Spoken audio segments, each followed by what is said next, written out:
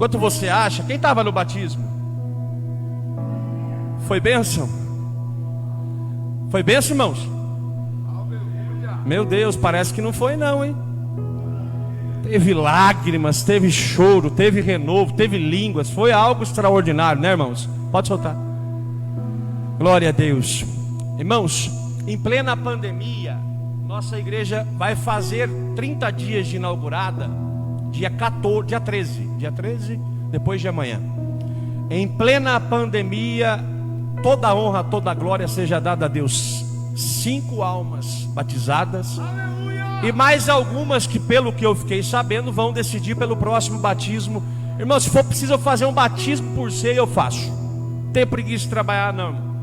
Vocês têm preguiça de trabalhar, obreiros? Não. Nós vamos batizar, irmão. Ah, mas o camarada pode batizar só de segunda-feira à meia-noite. Nós enche a piscina e batiza ele, irmão. Sem batizar não vai, irmão. Foi para isso que a igreja foi chamada, para ir nos confins da... Então, nós estamos felizes e louvamos a Deus por isso. Vamos parar? Não. Vamos parar, igreja? Não. Irmãos, eu sou que nem Pedro perante o Sinédrio. Sabe quem era o Sinédrio? A Suprema Corte Judaica. Ele chegou perante o Sinédrio, a Suprema Corte da religiosidade dos judeus, e falou assim, ó, e querendo calar ele, diga assim, queriam calar a Pedro. Sabe o que ele disse? Senhores, importa ouvir a Deus que aos homens. Quem entendeu essa visão e pode dar uma glória a Deus para Jesus? O dia que Deus tirar essa visão do meu coração, eu peço que antes disso Ele tire eu daqui, irmão, da terra, Ele me mate. Porque se for para me acovardar perante homens, Jesus não se acovardou perante a cruz, irmãos. E nós vamos falar sobre isso hoje. Posso contar com a igreja? Independente de quem seja obreiro ou não, eu posso contar com a igreja? Levante a mão só com quem eu posso contar. Aleluia, que Deus vos recompense por essa disponibilidade. Amém? Vamos lá, Mateus 6:33. O que está dizendo? E toda a sua justiça, e todas essas coisas vos serão. Vamos de novo. Mas buscai primeiro o reino de Deus e a sua justiça, e todas essas coisas vos serão a... Glória a Deus. Quem pode dizer amém para essa palavra? O evangelho de Jesus Cristo registrado por Mateus, ele é um evangelho doutrinário. Diga doutrinário. Nós temos o costume de, na maioria das vezes, quando começamos a apreciar os textos bíblicos, nós analisamos o texto isolado, e isso pode ser um pretexto e uma porta para a heresia. O que o senhor está dizendo? Se eu pegar só este versículo e não analisar o contexto que antecede e o contexto que vai suceder o texto. Antecedendo, quando eu volto, capítulo 1 de Mateus, é lindo. Trata-se da genealogia de Jesus. Diga genealogia. Muitos se incomodam e é chato ler a genealogia, porque José, filho de Cicrano, filho de Bertano, filho e filho. Aí, irmãos, mas no meio de uma genealogia no Antigo Testamento diz assim: e Enoque andava com Deus, e Deus o tomou. Então no meio de genealogia, muitos, a maioria, não escrevem legado, mas os Enoques, Deus o toma para si. E quando eu falo de genealogia para Jesus, eu estou entregando para a igreja que já cumpriu a profecia do Salvador na terra. Vou explicar. Quando Adão e Eva caíram, ou Eva e Adão na ordem correta, tentaram delegar culpa para terceiros. Adão joga em Eva, Eva joga na serpente, serpente joga para o diabo joga para alguém. O espírito do anticristo joga para alguém. Aí, quando Deus conscientiza Adão e Eva e fala o que para eles? Ó, eu vou ter que vos tirar da presença. Diga presença. Cumprindo o que a Bíblia diz. O que faz separação entre Deus e o homem? Pecado. Então o pecado da desobediência fez Deus tirar o casal da presença. Só que aquela presença, o que era mais magnífico ali, não eram os frutos do jardim que não existe hoje na terra. Porque tudo que é produzido hoje é produzido com agrotóxico. O fruto daquele jardim, irmão, só descobriremos quando voltarmos para a nossa originalidade, que é na Nova Jerusalém Celestial. Aleluia. O homem comia do melhor, vivia do melhor, poderia ter feito o melhor, mas optou para desvalorizar 99% do que Deus lhe concedeu, para tocar em 1% do que Deus lhe proibiu. É diferente hoje. O ser humano, na sua criação carnal, ele prefere o adultério, porque é pregado que quem pega muito é bambambam. Ele prefere a bebida, porque ele traz um conforto psicossomático momentâneo, por causa do efeito da droga. Agora eu vou falar uma coisa, abrindo parênteses e pedindo licença para os eruditos que possam ouvir essa pregação no futuro, no Facebook, ou para a igreja aqui. Me dê licença. O pega do Espírito Santo, quando você experimenta, você não quer largar ele mais. Aleluia! Quem entendeu isso pode glorificar Jesus. Muitos vivem o pega da maconha, da cocaína, do adultério, da bebida, mas quando o Espírito Santo nos dá o privilégio de sentir a presença dele, isso é viciante, é maravilhoso.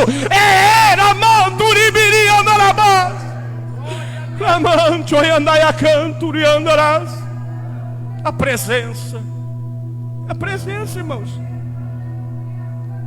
Quando o mundo fala que vai morrer, a presença da vida. E quando o casal trocou aquilo, foi tirado fora. Quem teve bebê recentemente teve dor de parto, culpa Eva. Quem entendeu, diga glória a Deus. Nós que trabalhamos aí, irmão, e fica camelando para pagar a conta, culpa Adão. É uma forma descontraída para você se conscientizar. Só que Deus, Ele queria devolver, evangelista Wesley e Alessandro, a presença, desde que o casal caiu. Por que Ele não deixou o casal no jardim? Porque tinha outra árvore ali que poderia deixar sem solução, entre aspas, numa das vertentes do entendimento teológico. Qual é? O casal não comeu da árvore do conhecimento do bem e do mal, então discerniu, poderia fazer o mal. Imagine se ele come da árvore da vida, estaria em pecado eternamente. Por isso que Lúcifer não tem salvação para ele, porque pecou na eternidade. Quando Deus diz assim, ó, pela pecado entrou a morte, Ele está falando, eu estou condicionando a matéria, mas a alma pertence a mim. Eu vou ressignificar a nossa história. Jesus disse para nós, eu vou ressignificar as vossas histórias. E Ele diz assim, ó, desta mulher serpente nascerá um que vai pisar na sua. Aí lá para Isaías 7,14 ele diz assim, ó, ei, e a virgem conceberá e dará à luz a um menino que se chamará. Como que é o nome dele? Opa, como que é o nome dele, irmãos obreiros? Emanuel. Emanuel quer dizer o quê? Deus. Jesus não desistiu da criação, irmãos. Quem pode glorificar a Ele por isso?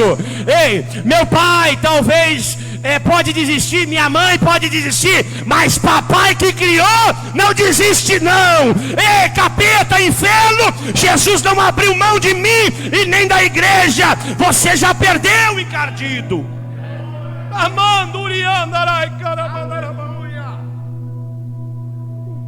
Olha para o seu irmão distante mesmo, aí fala, Jesus não desistiu. Entendeu a importância da genealogia? Quando cita a genealogia aqui, nós estamos dizendo para o mundo assim, ó, aquele que Deus falou que pisaria na cabeça da serpente, chegou. Eu vou dar uma notícia para a pandemia e para a sua luta. Jesus já chegou. Jesus já chegou. Jesus já chegou. Quando eu vou para o capítulo 1 ainda, no verso 15 à frente, Jesus nasce. Aí o Satanás ficou perturbado no inferno. Por quê? Porque quando Jesus nasceu, qual que foi o primeiro decreto de Roma? Mate todo primogênito. Sabe por quê? Se mata sem Jesus ter consciência, o projeto estava acabado.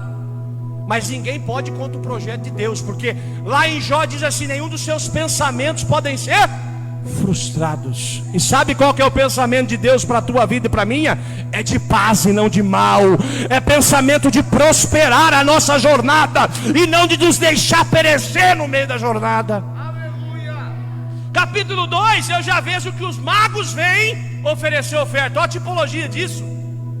Irmão Nivaldo, os hebreus liam Isaías em todo o culto sinagogal, todo sábado, porque era proferido os livros proféticos, os históricos e o da lei.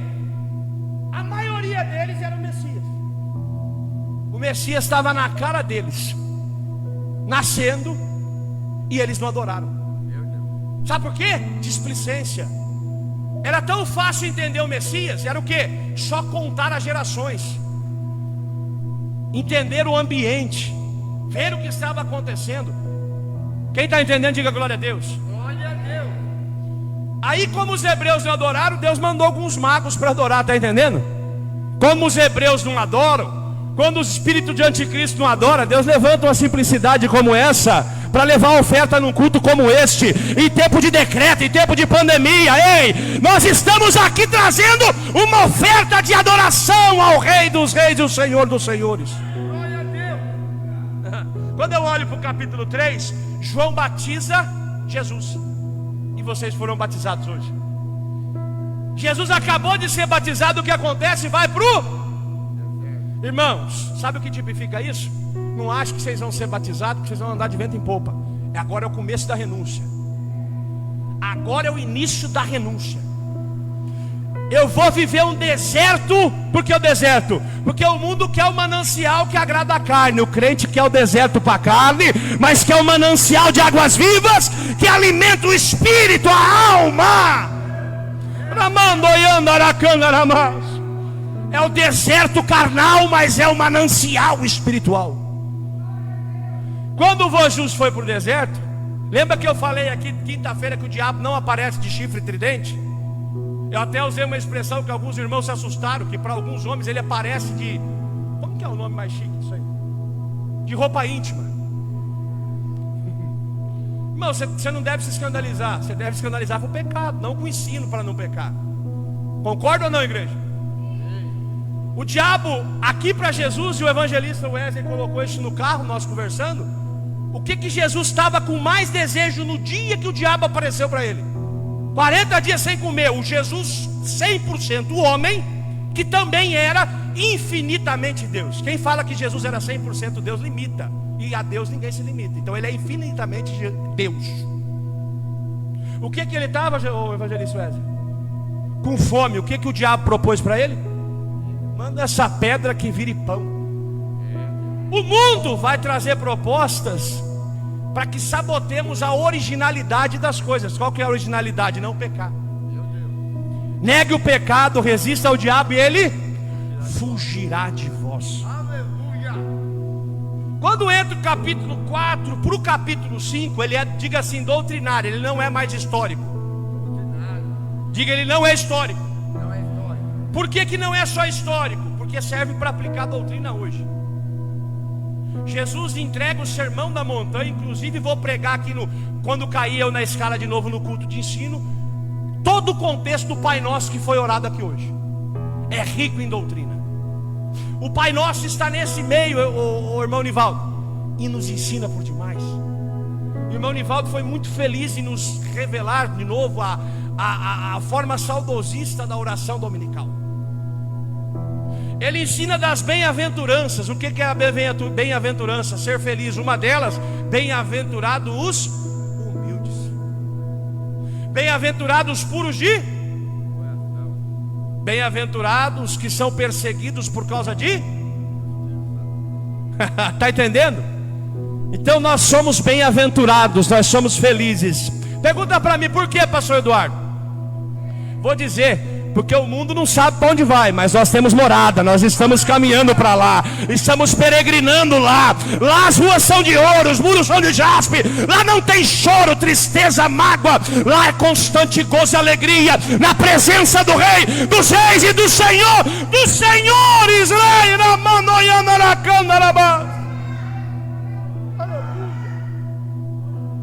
Essa é a esperança da igreja verdadeira.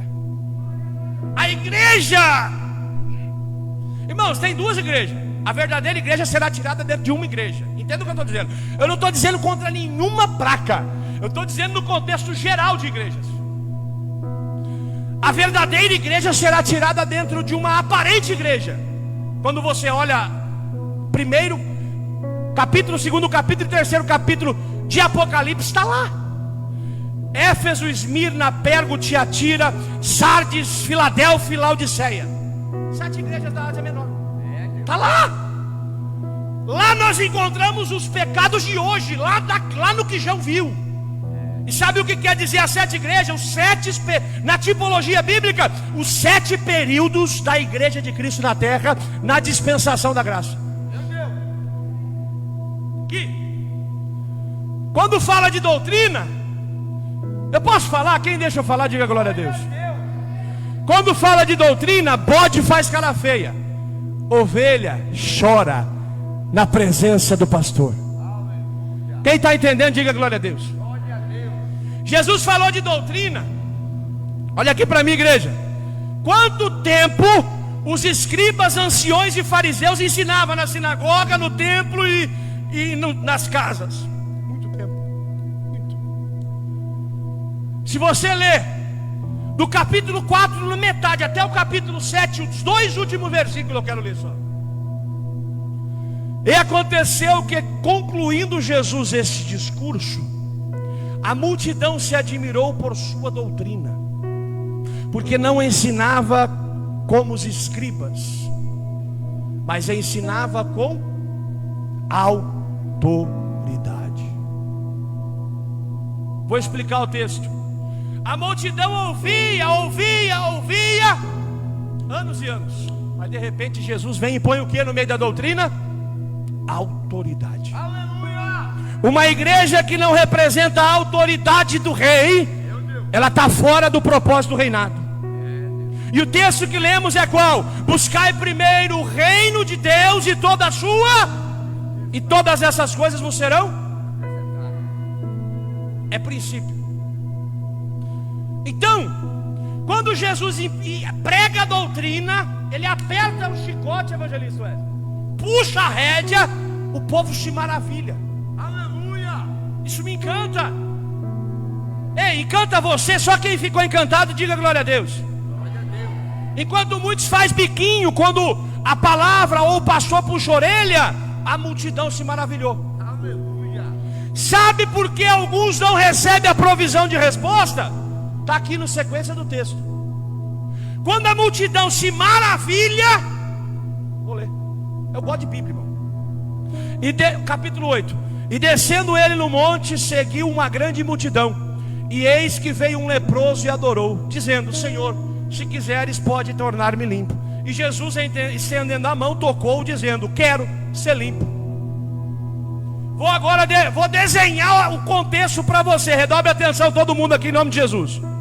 Jesus pregou a doutrina, a multidão se maravilhou.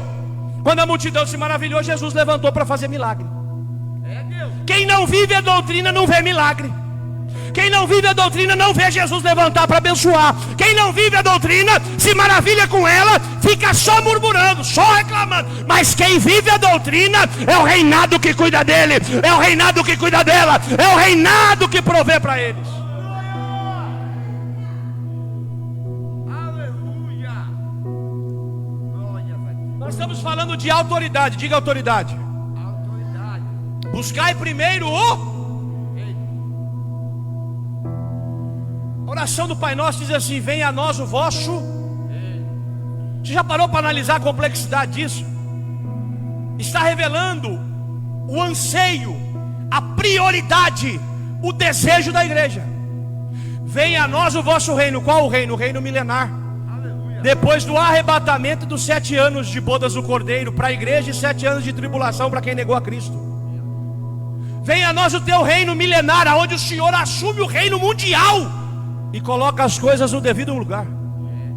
Quem não vive esperançando esse reinado está fora dos princípios do propósito. Diga: fora dos princípios do propósito. Buscai primeiro, trata-se de prioridade. Diga: prioridade. Qual a sua prioridade? Qual a sua prioridade? Oh, já ouvi uma ali, buscar o reino, aí depois vem a sua. Vamos entender o texto? Muitos querem sentar na mesa do reinado, mas não quer aplicar a justiça do reino.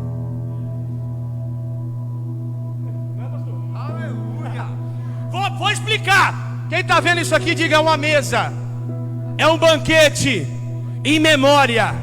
Quem pode glorificar? Glória a Deus.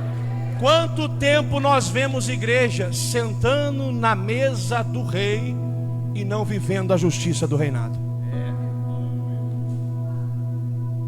O órfão, a viúva, o estrangeiro sendo rejeitado, desfazendo, humilhado dentro da igreja, que são os mais simples.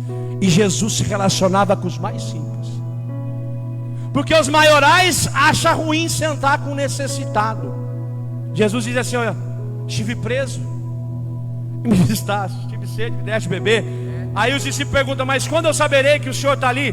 Toda vez que um pequenino desse chegar em vós, é eu chegando até vós. Quem entendeu isso, diga glória a Deus. Aí eu vou lá para a couraça da justiça, da armadura de Deus, em Efésios 6. A armadura que protege é a couraça da... Quem vive a justiça está protegido. A couraça é um peitoral do soldado romano. Quem assistiu aquele filme Gladiador já sabe, ele usava um peitoral, não usava? Por quê? Protegia de lanças, flechas e espada nos órgãos vitais. Então quer que eu te ensine? A vitalidade do crente está relacionada a viver a justiça do reino. Está entendendo? Diga glória a Deus. Se está seco a vida, ei, vai para a justiça, que vai voltar a florescer. Aí Salmo 92:2 diz assim: o justo florescerá como a palmeira e crescerá como o cedro do Líbano. Diga: crescerá como o cedro do Líbano. Sabe quem cresce? Quem exerce a justiça do reinado. Olha aqui para mim, igreja. Quem exerce, diga assim: cresce. Diga aí: cresce. Quem exerce a justiça do reinado. Depois que eu priorizo o reino e a justiça, aí vem as promessas.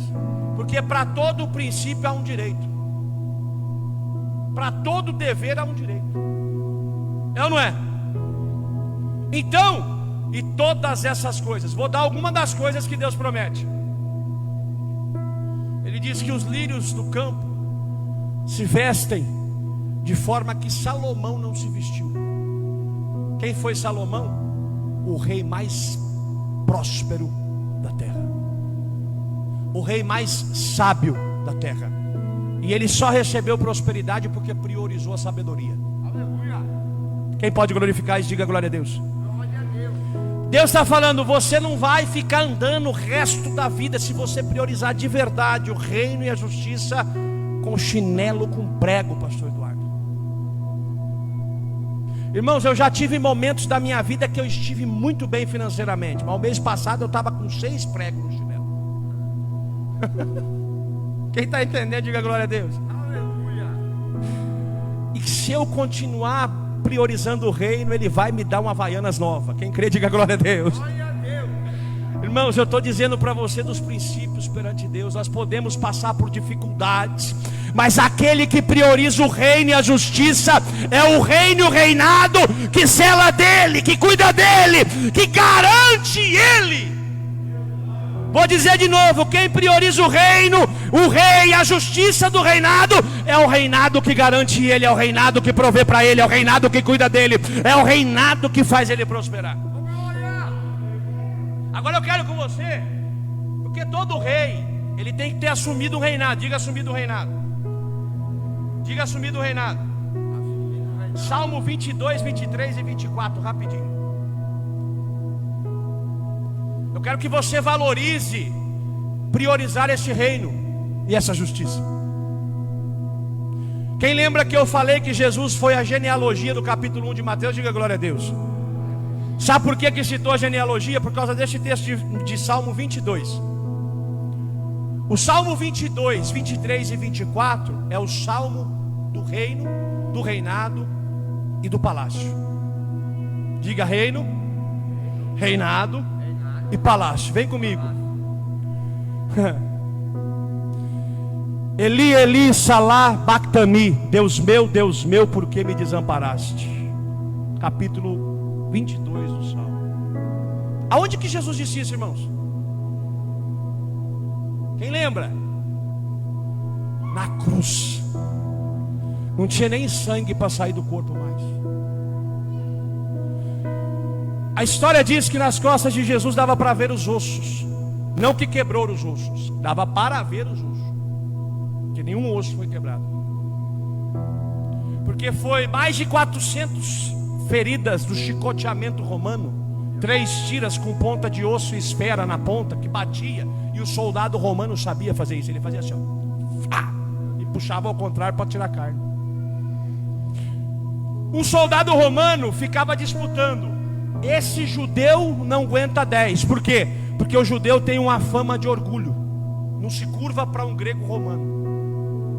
Olha a situação de Jesus nisso aqui. O soldado romano batia 10 chicotes, eu posso imaginar, ele vai cair. Eu posso imaginar, ele vai cair.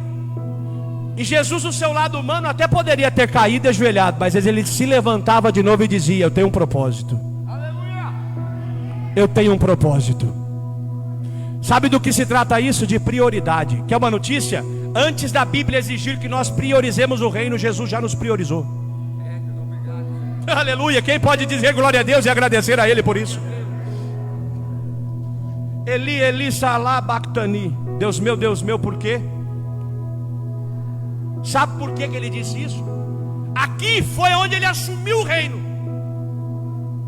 E ninguém para observar isso na Bíblia. Porque para que eu e você pudesse entrar no reino, nós deveríamos passar pela cruz. Quem está entendendo, diga glória a Deus. Mas o rei foi na cruz pelos seus súditos. E bom rei morre pelos seus liderados. Quem está entendendo isso, diga glória a Deus. Um dos princípios do sacrifício da cruz é a dor do abandono. O Jesus humano gritou: Deus meu, por que me desamparaste? Sabe quem que teria que ter gritado isso? Eu e você. Por isso estamos aqui hoje. Diga, por isso estamos aqui hoje. Para viver o melhor na presença dEle. E sabe por que ele orienta a ceia? Em memória de mim. Depois diz assim: até que Ele vai voltar. A igreja não entendeu. Hoje é em memória, mas a trombeta um dia vai soar para ele buscar a noiva para a ceia celestial, junto do Rei dos Reis e do Senhor dos Senhores. Então ele sentiu a dor do abandono. E quero ler outro verso para você ver como o Salmo 22 contextualiza com o Evangelho. O 18 do 22 de Salmo. Repartem-se entre si as minhas vestes e lançam sorte sobre a minha túnica. O que aconteceu com Jesus? O Salmo 22 é profético, irmão. O Salmo 22 está dizendo que Jesus ia passar na cruz. Só que ele é o salmo que revela como o rei assumiu o reinado. Todo rei que vai pelejar pelo exército, ele vai para uma guerra, diga uma guerra. E Jesus não negou a guerra. Ele merece um glória a Deus. O verso 27.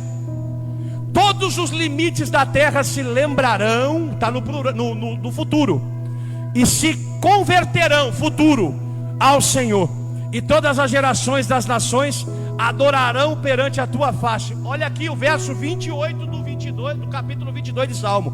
Porque o reino é do Senhor, e Ele domina entre as nações. Foi na cruz que ele conquistou o reinado. Foi na cruz que ele se nomeou rei. Foi na cruz que ele assumiu a propriedade de Senhor das nossas vidas e das nações. Não foi numa baguela de barganha, de corrupção, não, irmão. Foi num propósito de abandono e de cruz que ele comprou a minha e a sua vida. Quem me deixa pregar, diga glória a Deus. Deixa mesmo? Sim ou não, irmãos? E às vezes eu quero abandonar a igreja por causa de uma coisa que me contrariou. Jesus subiu na cruz e disse: papai, por que o Senhor me abandonou? Só que de repente ele pula essa parte e diz assim: está consumado. Cada vez que o diabo vier colocar na minha e na sua vida, abandona a igreja, sai de novo, troca de novo, olha para ele e fala: já está consumado, querido. Diga para ele: já está consumado. Sabe o que falta para a igreja hoje? Ousadia de enfrentar o capeta. O capeta ele não vem de chifre e garfo, irmão. Ele vem com estratégia, irmão. E nós não devemos esmurecer pelas estratégias do cão. Quando ele se levantar, grita: já está consumado, encardido, bate retirada. Quem manda aqui é Jesus o Nazareno. E nas bem-aventuranças me ensina sobre humildade. Bem-aventurados humildes. Quem pode levantar a mão para o céu e adorar e glorificar a Jesus o Nazareno? Irmãos, para me falar o que eu estou falando aqui, eu já mudei nesse quesito. Quando eu cheguei na igreja eu era turrão, irmão. Eu queria tudo do meu jeito.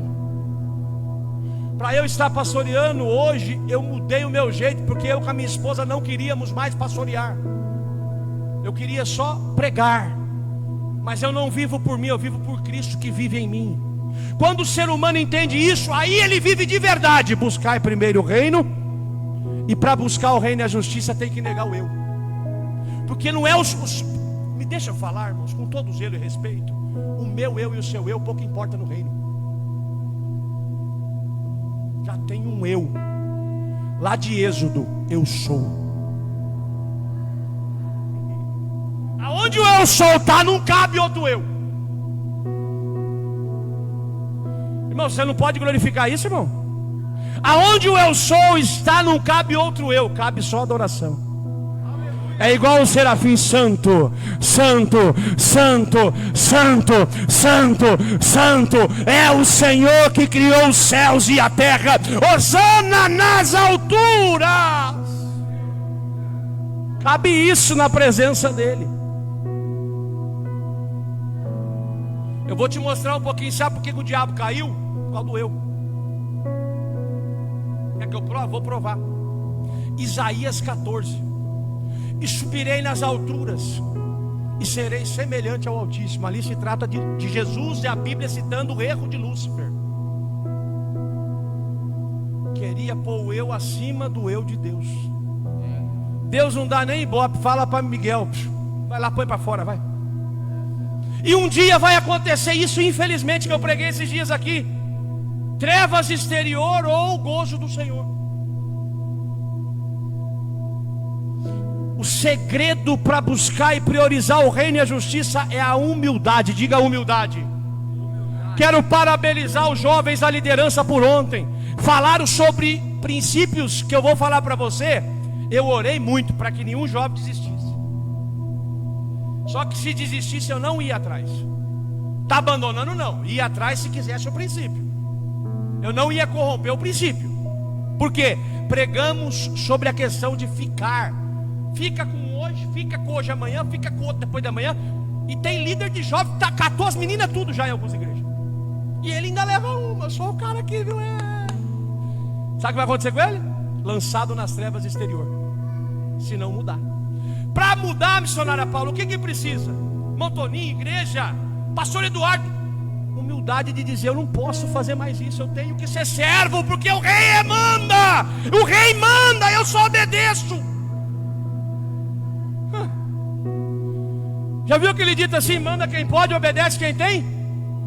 Quem sabe, viu? Quem já ouviu isso diversas vezes, diga glória a Deus. Eu vou mostrar um erro que nós cometemos como igreja e não percebemos. Às vezes no nosso dia a dia nós levantamos a mão para o capitão da polícia e damos um tapa na cara dele. O que acontece se fizer isso aqui hoje? O que acontece, evangelista? Eu vou tomar uma sova de paulada, irmão, porque primeiro eles batem, eles não são bons e sabem bater, não é? E depois vou ser levado para o cárcere, irmão. Por que às vezes nós levantamos a mão para bater no Rei dos Reis e o Senhor dos Senhores, dizendo que não acordamos com o que Ele fala? É assim, irmãos, é simples o Evangelho. O evangelho é descomplicado. Quem complica são as dogmáticas da igreja. Quem entende isso, diga glória a Deus. Eu estou falando de mesa, e essa mesa é em memória. É dessas memórias que nós temos que priorizar. É essas memórias que vai nos dar o direito de entrar perante o noivo na ceia do céu. É estas memórias até que ele venha. Ei, Salmo 23. Diga assim, o Salmo 22, ele conquistou o reinado. Agora diga assim, o Salmo 23 mostra como ele reina. Vou mostrar para você. O Senhor é meu pastor. Cumprindo, prioriza o reino, deixa ele ser pastor, não vai faltar nada na tua vida. Todas essas coisas vos serão acrescentadas. É Bíblia pela Bíblia. Não tem mácula, é Bíblia pela Bíblia. A Bíblia confirma e contextualiza a própria Bíblia. Sabe qual é a maior fonte de pregação bíblica? A Bíblia. Um texto contextualiza o outro. O Senhor é meu pastor e nada, e de ali diz assim, não me faltará. Ou seja, todas essas coisas de Mateus 6:33 não vai faltar. Só quem recebe levanta a mão para o céu e diga, eu recebo, e glorifica Jesus o Nazareno. Refrigera minha alma, guia-me pela vereda da justiça. Mais uma vez, reino e justiça. Por amor do seu, eu não ando dentro do aprisco, que é o formato que ele reina, que é pastorear, sem viver o caminho da justiça. Não vivo, não tem, irmão, não tem como. Essa justiça, pastor Eduardo, não está priorizada a valores morais, irmãos. Está priorizada em valores bíblicos. Eu posso ser um cara que não prostituo, não bebo, não falo mal dos outros, não roubo, mas se eu não amar meus filhos, não amar minha família, não ajudar o próximo, e aí? Não ser empático na dor de uma alma que não está como eu estou. Por exemplo, eu não bebo e não fumo, mas tem muita gente que bebe e fuma. Qual que é a prioridade da igreja? Tirar essa pessoa das garras de Satanás, irmãos. Não é ficar só sentado aqui em cima. Quando o vizinho está perdido, pregue para ele, salve ele, fale de Jesus para ele. Ide por todo mundo, fazendo discípulo, batizando em nome do Pai, do Filho e do Espírito Santo. O propósito da igreja é estar submissa ao noivo, e submisso é estar ajudando na missão. Qual foi a missão de Jesus? Povoar o céu. Então ajude o noivo. Aleluia. Ainda que eu passe pelo vale da sombra da morte, não temeria mal algum, porque a tua vara, todo mundo quer pular o texto. No reinado, só senta na mesa, no formato que ele reina, depois dos 4 primeiros versículos. Eu vou ler os 4, ó. O Senhor é meu pastor e não me faltará. Deitar-me faz em verdes pastos, guia-me mansamente por águas tranquilas. Pastos trata-se de alimento para a ovelha. Diga alimento. O alimento é o pão da vida, é a Bíblia. Quem entende isso, diga glória a Deus. Águas tranquilas é que ele garante a tranquilidade do nosso sono e da nossa jornada. Refrigera minha alma e guia-me mansamente pelas veredas da justiça, por amor ao seu nome. Ou seja, eu ando praticando justiça. Ainda que eu passe pelo vale da sombra da... O que o mundo está vivendo? O vale da sombra da morte. Não temeria mal, porque Ele está com a gente, irmãos. Ele não merece um momento de adoração na sua boca, você levantar a mão para o céu e adorar e bem dizer, Ele está comigo, Ele está com você, Ele garante a nossa jornada. Tua vara e o teu cajado.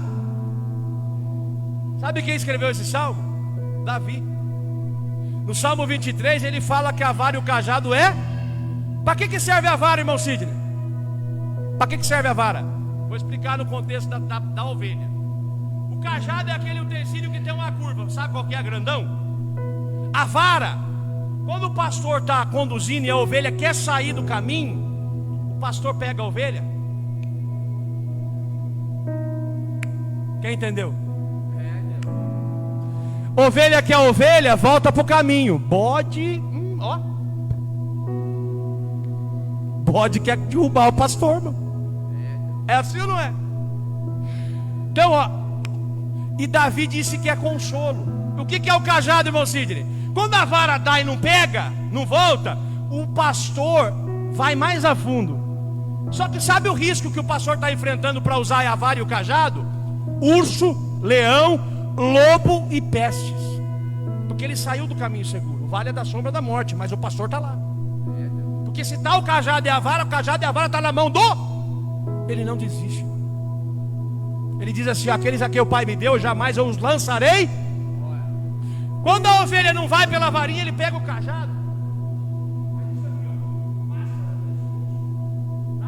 Aquela curva faz assim, ó. Aí dói. Sabe por que dói? Porque a varadinha correção não serviu. Contextualizando com o que o próprio Senhor Jesus passou. O que ele passou para assumir o reinado? Saiu do julgamento romano com uma placa no peito, nas 3 principais línguas do dia: Rei dos Judeus. Por quê? Para que todo mundo visse que Jesus desceu na terra. Em 3 línguas das principais da terra foi confessado: Jesus é o Rei dos Judeus. Como que era o rito do sacrifício do Corbã Pascual no templo? Botava a ovelha no braço esquerdo aqui, ó. Por quê? Porque bode e berra, ovelha não. Ele dava passo até chegar ao lugar de cortar, ó. Por quê? Porque a ovelha tem que sentir o abraço para ver se é ovelha mesmo ou não. Do cajado. O cajado conota a autoridade. O que a multidão se maravilhou? Com a autoridade. A autoridade do rei está no cajado e na vara. É Deus. Quem pode glorificar isso, irmão? Esse tipo de palavra não traz riqueza para a nossa vida de ouro, mas traz riqueza espiritual, irmão.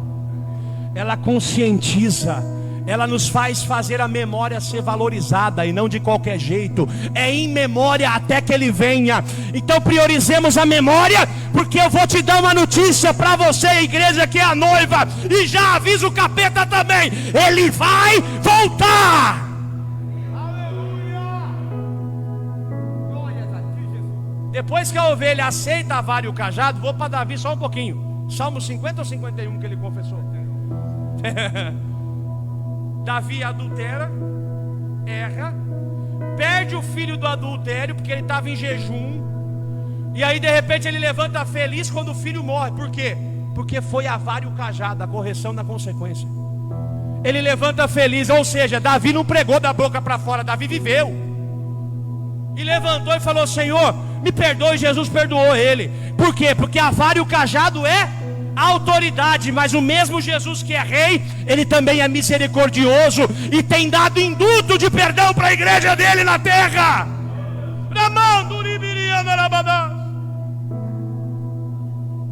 Quem vive esses princípios dentro do reinado vai chegar um dia aqui, ó: prepara uma mesa perante mim na presença dos meus inimigos.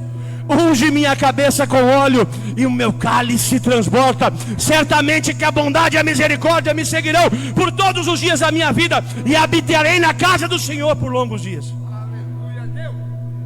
Aqui, todo mês ele põe um banquete perante o inimigo espiritual e os inimigos humanos.